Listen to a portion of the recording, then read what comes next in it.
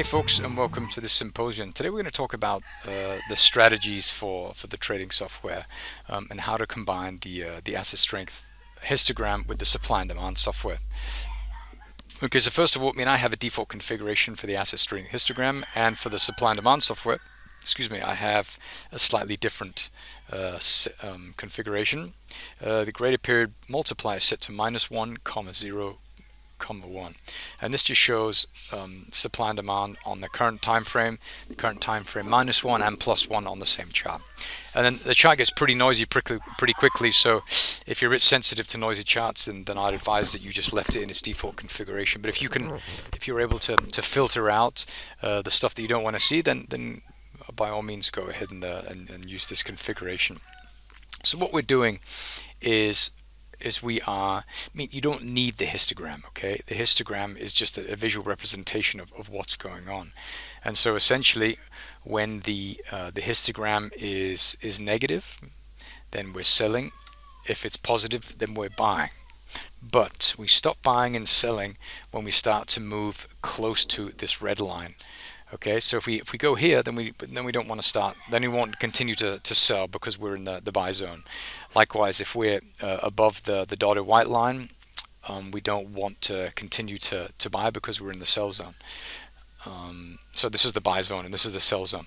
Okay, and between the zero line, which is ultimately where the histogram flips, and the dotted line above, both above and below, this is the sweet spot. So when price is here, then you can keep selling. When it starts to go down like that, then it's a bit like, ooh, careful selling.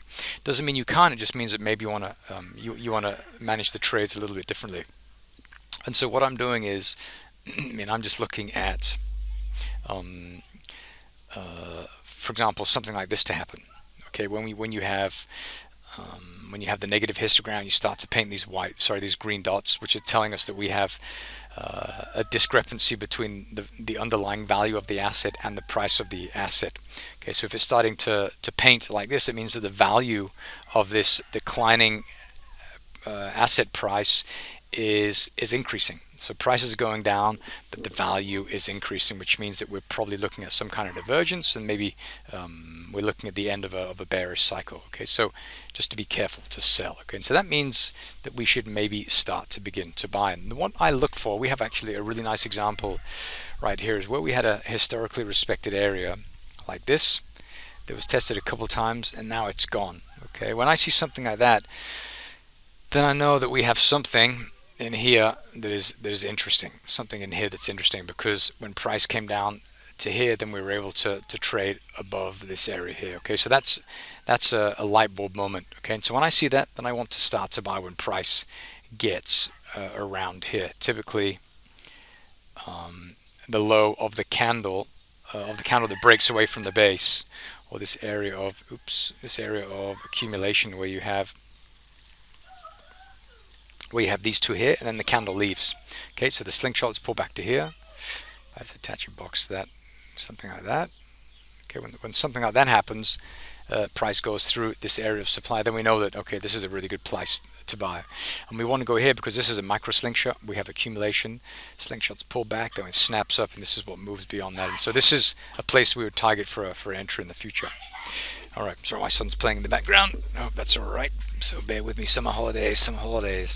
Okay, we also have, we start to do stuff like this as well, where we start to see the trend line begin to move higher, which is a good thing. But when we start to see the trend line get breached, that means that it doesn't mean that we're in a downtrend. It just means that we're having a breather from the uptrend. Okay, until we consume a demand below price, it means that we're still in an uptrend. Okay, and so when price trades below the trend line, it just means that we're trading a range-bound market, and you can see that here. We got the supply here, and we have the demand that we wrote ourselves here. Okay, so in a situation like that, we're selling here and we're buying here with the bias on the buying.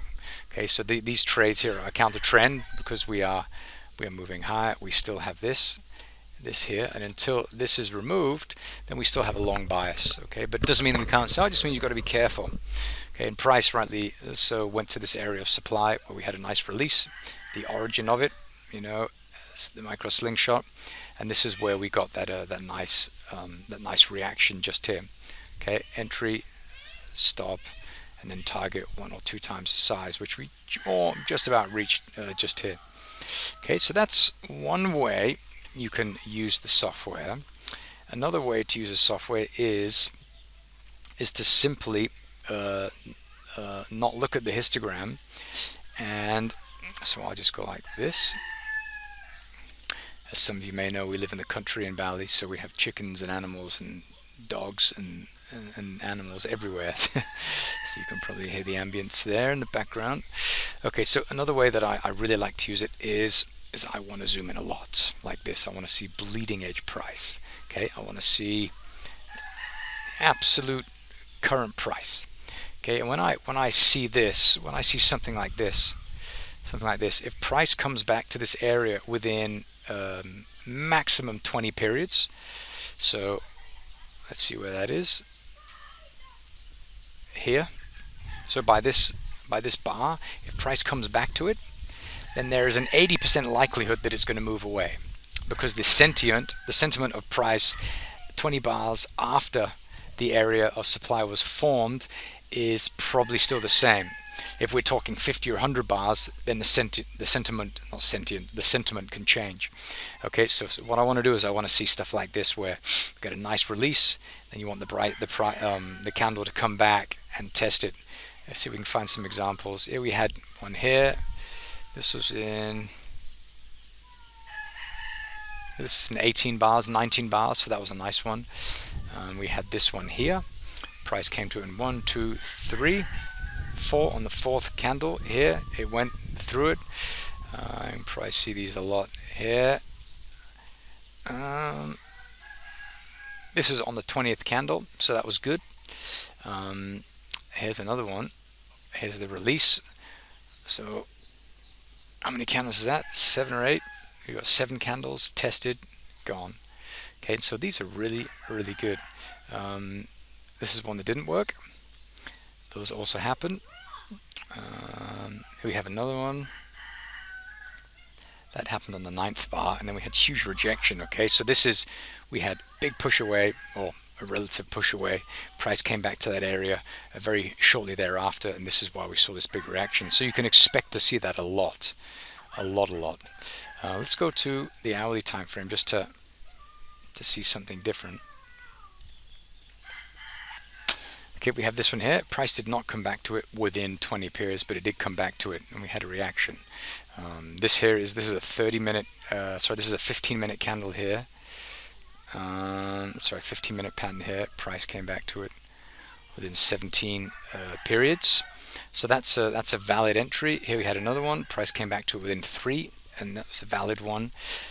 Price came back much later, but that still ended up working out. But they're not always going to work.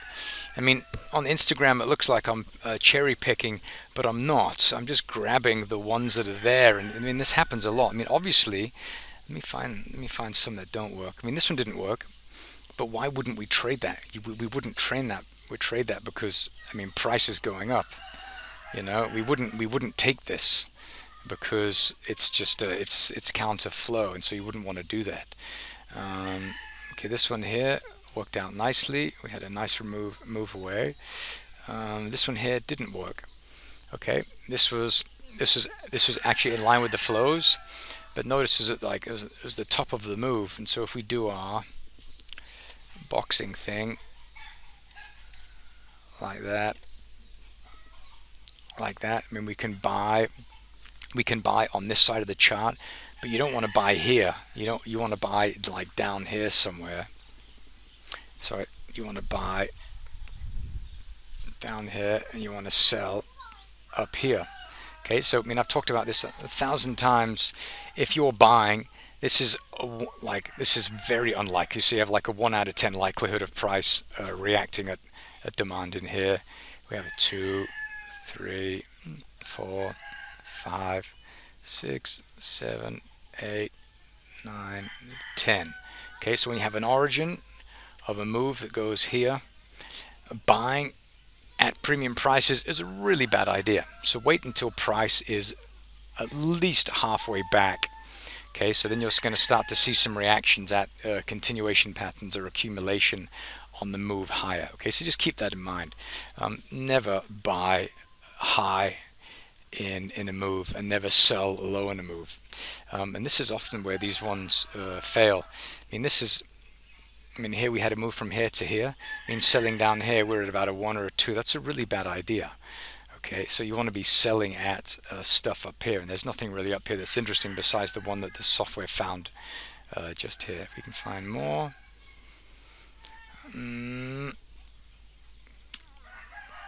Yeah, okay, if we look at this one here, here we had the origin.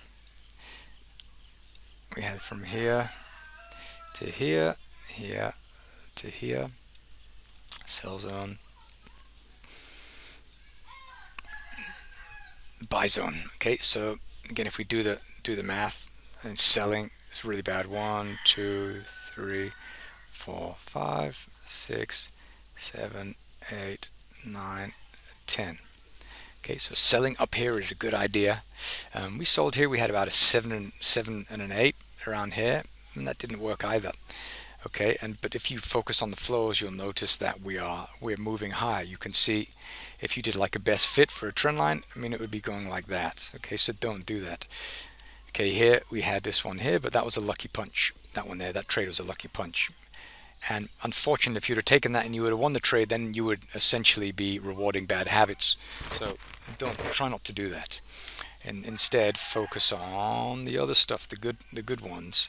And the good ones are here. We've got to move from here to here, here to here. This is the buy zone. Buy somewhere in here, this area here. Price came up there. Do you want to sell? No. Why? Because we're doing this. Okay, we'll do the same thing again. Okay, we'll find another one. Okay, so if we do the same thing again, we got a swing, origin there to there. This is the buy zone, and this is a sell zone. Will we be selling? No, so you don't take that. You only buy around here. Price came down to here. It tested this area 2 times, so we wouldn't have gotten into that trade because it had already been tested. So we wouldn't have, or at least I wouldn't have taken this or this because price had already been back to that area here. I would have waited for price to come all the way down here, which it did not. Okay, let's do it again. We have here to here, buy zone, nice buy zone right there, sell zone up there. Okay, price came about halfway, and this is where we found support for this. We tested it. We wouldn't buy here because we're not testing the demand here, but we may have bought there. I wouldn't have because it's too high, but someone may have. Okay, and if you look at this, I mean, it makes sense that we came back pretty deeply. This is where price gapped down at this little price nodule just here before it continued higher. Yeah, and it looks now we're stuck in that sideways price where if I zoom out a little bit, where we had that trend line here that broke, telling us that we got sideways price movement. Okay, and yeah, so this is what we have to work with. We got this. We can go from here to here, from here to here. Sell zone. You sell at supply here, which happened. And we got demand down here, which we're waiting for. Price has not yet been back there. Got the buy zone established just here. We got a bit of accumulation down here, but I mean, eyes are on this little price nodule down here, or whatever the price this is. I can't see it. Okay, so try and focus on that. Okay, try and focus on that.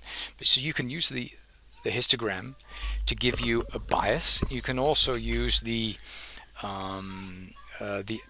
currency strength GFX version, and you can use greater periods for there. So a static period. So if you're trading on the 1 hour or the 4 hour chart, you can put, for example, you can force it to use the static period of the daily chart. Then you're looking at a daily strength for currencies or stocks or whatever, and you're using that information to give you a directional bias on the smaller time frames. Okay, but I find if you just use the fewer indicators as possible, just use the supply and demand and if you like, you can use the asset strength histogram, waiting for price to kind of pop down into below the white line at demand. I mean, that's beautiful. I mean, look at this one just here. This is absolutely stunning. They're not all like this, but this one turned out quite nicely where we had this area of demand. This is micro demand. This is 15-minute demand. And right when price came to it, we entered the buy zone right there. That's a beauty. That's a real beauty. So this is often how I'm using it. You don't have to wait for price to go above the green line to sell and below the red line to sell, but you want it to be on the other side of the dotted white line. The dotted white line is a 1 times variance from the mean value of this asset. Okay, so if it goes below that, then there's a pretty good chance it's going to turn around soon. Happens all the time. Here, just do a couple here. You just get all of them, not quite. Here, wherever that goes, right there. Yes, you can see. I mean, this one we had like a little spike. We didn't get there, but we turned. Spike there. A little spike. It didn't get there, but it started to show. It started to stick, didn't it? Look at that. When it starts to do that, then you can take these small entries at demand, micro demand. Okay, they don't match perfectly. I can see they're straight as a dog's back leg, but I think you get the idea. Good. Well, I'm going to leave it at that. I hope this was interesting. If you have any questions, please do let me know. You can either leave a comment on the video or you can post them in Discord. And once again, thanks so much for watching, and be careful.